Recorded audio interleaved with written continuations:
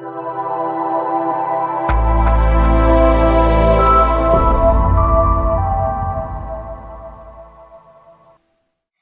back to eCoreAcademy, everyone. My name is Anita Raj, and I'm one of the co-founders here, along with my younger brother, AJ Raj. As you can see, we're going to continue our Algebra 2 unit of probability and statistics. We're on the second part, which is statistics, and this is coming to the end of this unit, and we're going to focus on normal distributions, which are heavily based off of standard distribution, which is standard deviation, which is the last lesson I did. So make sure you go check that out in our Algebra 2 playlist before we dive into this lesson. As you can see, this is part 1. We're going to be doing an introduction to normal distributions, just so you know what they are, along with one example. Part 2 will include 2 more examples, so you're used to the real-life situations, which the problems involving normal distributions always involve. So again, part 1, part 2 will be coming soon. Today we're going to be learning more about what these data curves look like, specifically bell curves, or if they're not bell curves, they might have a negative skew, as you can see here. We'll get more into what that is later, or they can have a positive skew, which is shown over here. Again, we'll get more into this later. Along with that, we're going to learn about what variation from the mean is and how this affects the curve if we were to plot data points on a graph as shown. So again, we're just going to be learning what normal distribution is and then look at one example. Before I get into the video, I would really appreciate it if you all could like, subscribe, hit the post notification bell, drop a comment down below, and share using our socials. So let's jump right into the video. We're going to learn what is a normal distribution. Whenever I talk about any concept, I always like to define it for you all so you know what exactly are we talking about before we start applying this to actual problems. So what is a normal distribution? If we were to define a normal distribution, the definition would be it shows data that vary randomly from the mean. So let's get more into what that means. The graph forms a bell-shaped curve called a normal curve, and here is an actual depiction of that came straight from my textbook. As you can see, this is a number line labeled 0, 1, 2, and 3, and then -1, -2, -3. These you can think of as the standard deviations. So this would be 1 standard deviation above the mean. Again, think of 0 as the mean. This would be 2 standard deviations above the mean, and this would be 3 standard deviations above the mean. If we went the opposite direction, this would be 1 standard deviation below the mean, 2 standard deviations below the mean, and 3 standard deviations below the mean. If you don't know what that means, I would suggest go and check out my last video. So what we could also think of is this is 1 standard deviation. 1 standard deviation is 1 deviation below the mean and 1 above the mean. We can also think of this as 2 standard deviations and 3 standard deviations. So you're thinking about moving forward and in front of the mean and then behind the mean as well.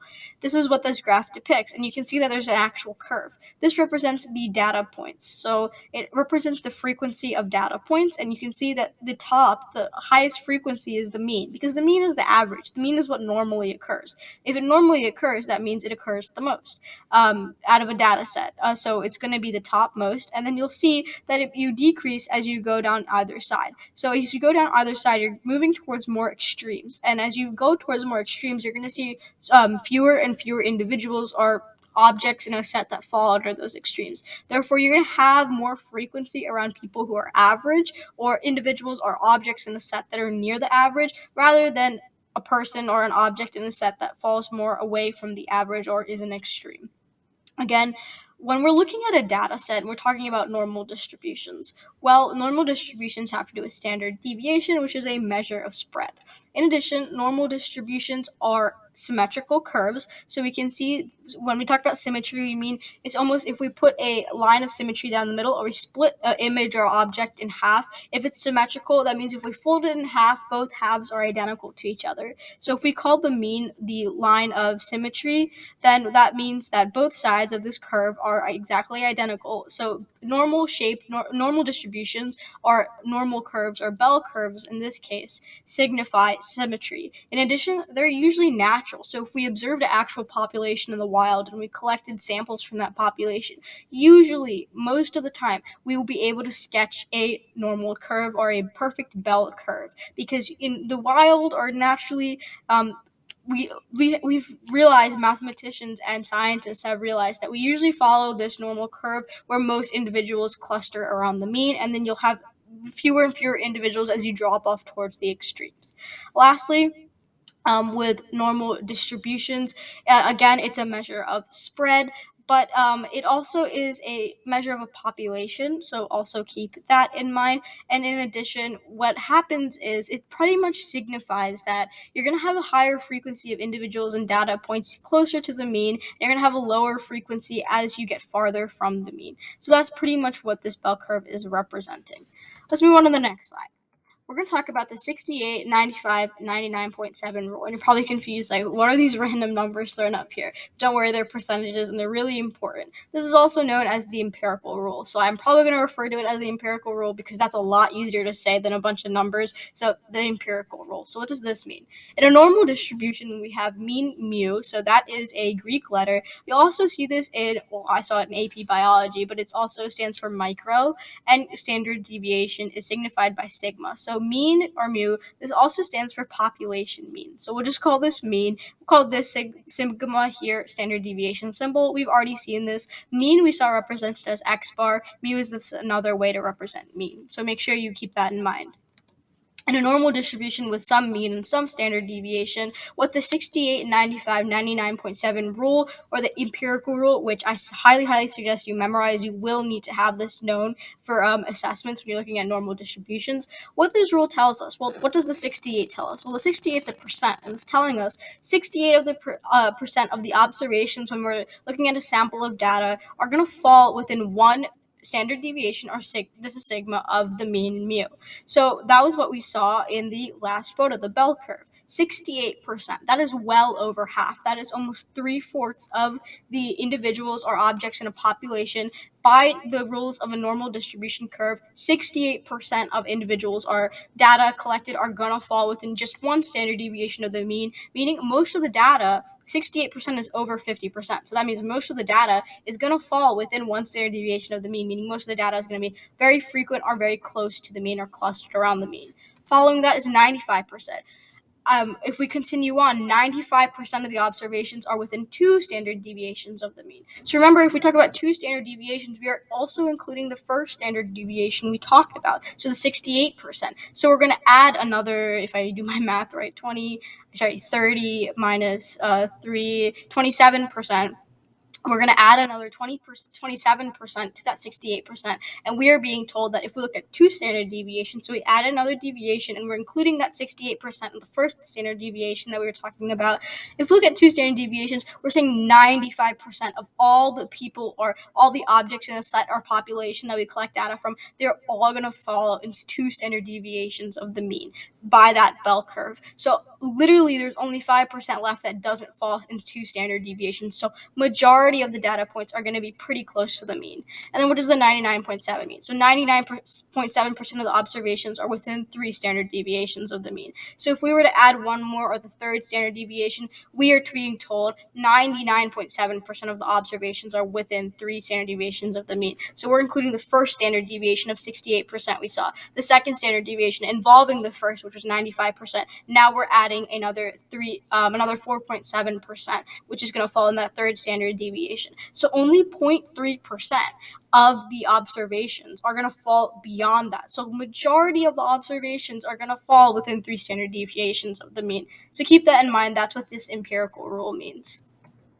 Now we're going to talk a bit about abnormal distributions. They're really not abnormal, but because we're talking about normal distributions, I put that in quotes, abnormal, meaning these patterns don't follow normal distributions, because when you actually graph them, you're not going to see that normal bell curve. So let's just get into that. I copy and pasted this text right from the textbook because I thought I did a great job of explaining this. So we'll just run through this, what this means. Sometimes data are not normally distributed, meaning you're not going to see that perfect bell curve or that perfect empirical 68, 95, 99.7 rule. And I'll show you why.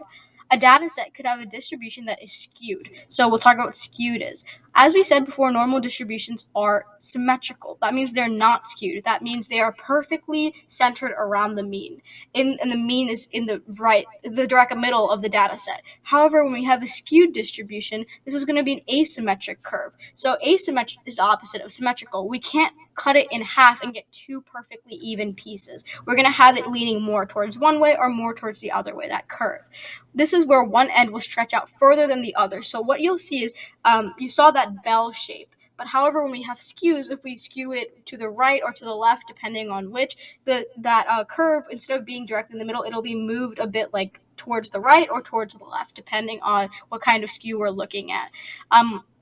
On the other end, when a data set is skewed, the data do not vary predictably from the mean. So with a normal distribution, we were able to specifically say 68% of the observations fall within one standard deviation, 95% fall within two, and 99.7% fall within three. We're able to say the exact percents if we identify it's a normal distribution.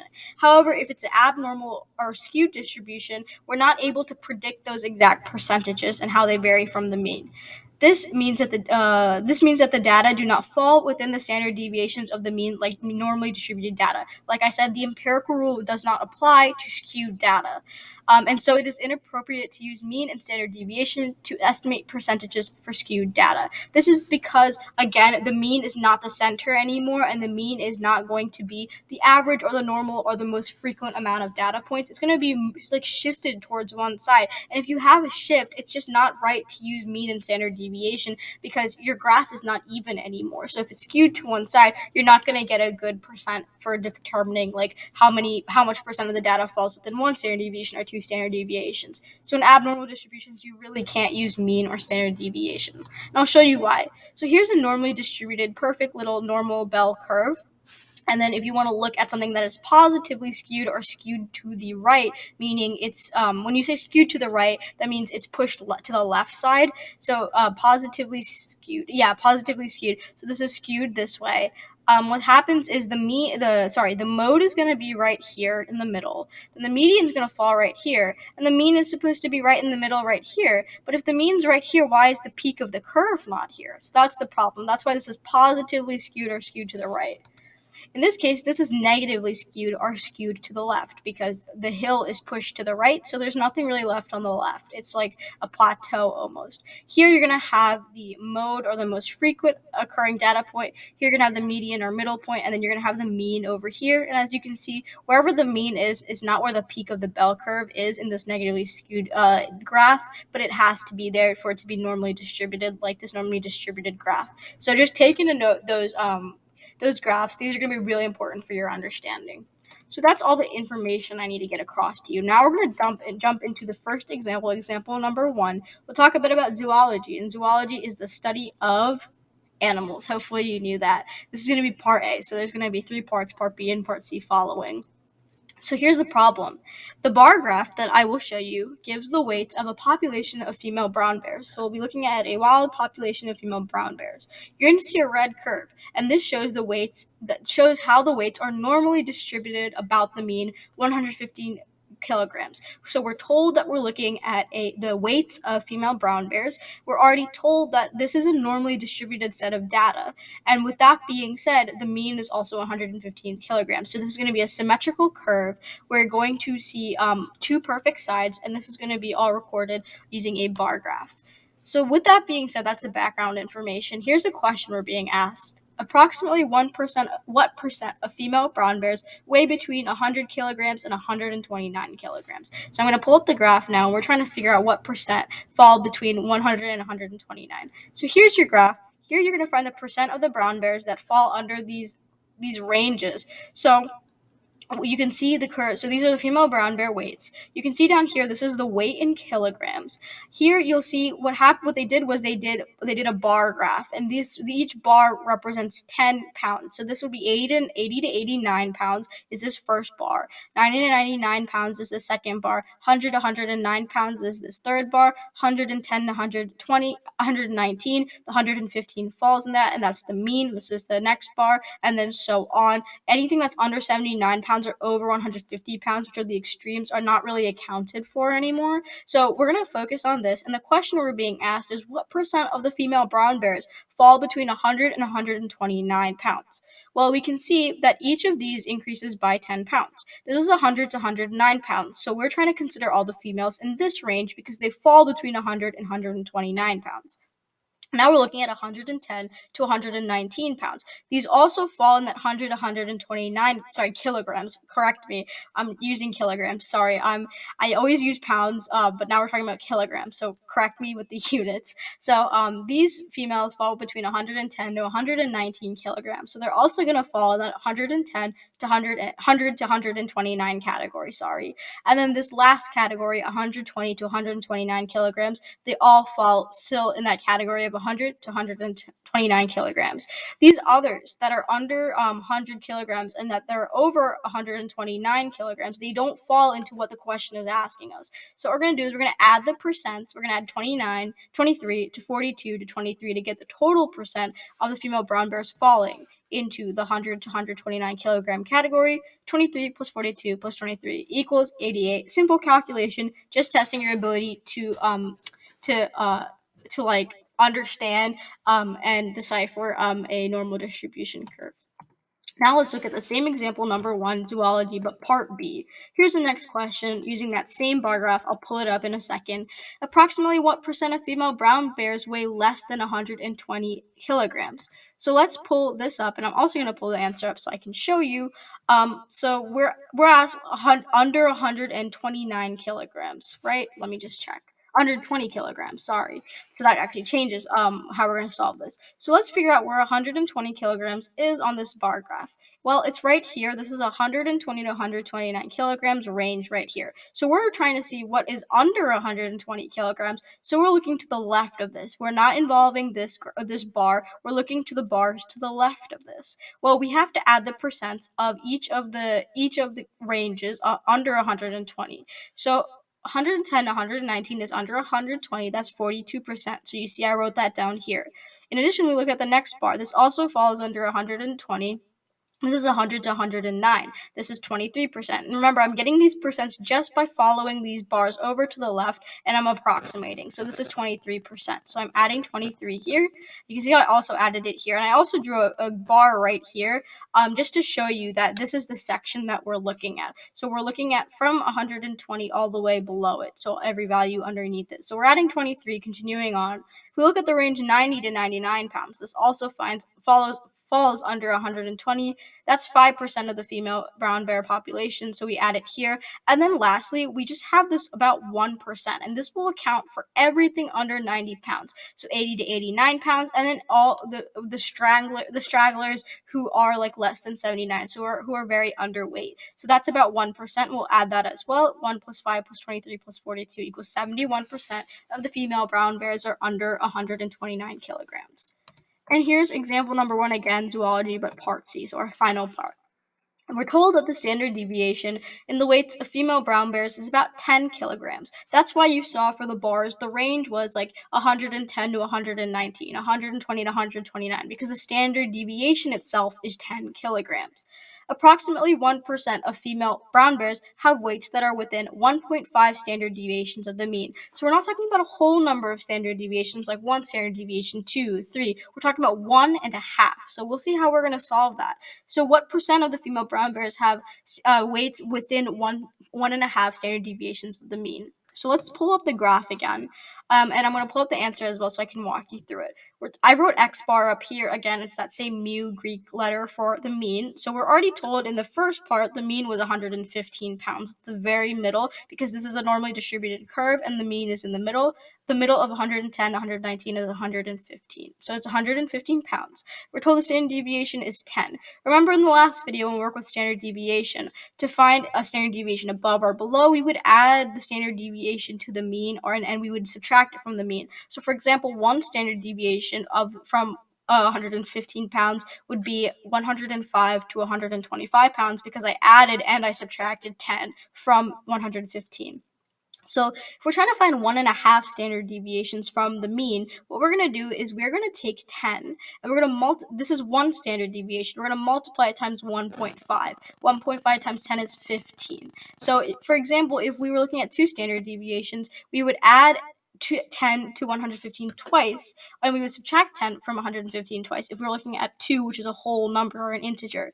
Because we're looking at 1.5, we can just multiply it and we'll get 15. So what we're going to do is we're going to take 115, which is the mean, and add 15, so to see one standard deviation, 1.5, above, and we're going to get 130, and then we're trying to see 1.5 standard deviations below, so 115 minus 15 is 100. So we're trying to find how many female brown bears fall between 100 and 130 kilograms. So 100 to 130 is what we're trying to find. So if we refer to the graph, this is where the 100 kilogram brown bears start, and then this is where the 130 kilogram brown bears start. So we're technically looking at these 3 bars because the 130 is not included in this interval. That's why we add 23, 42, and 23 as seen here, and we get 88% of the brown bears falling within 1.5 standard deviations of the mean.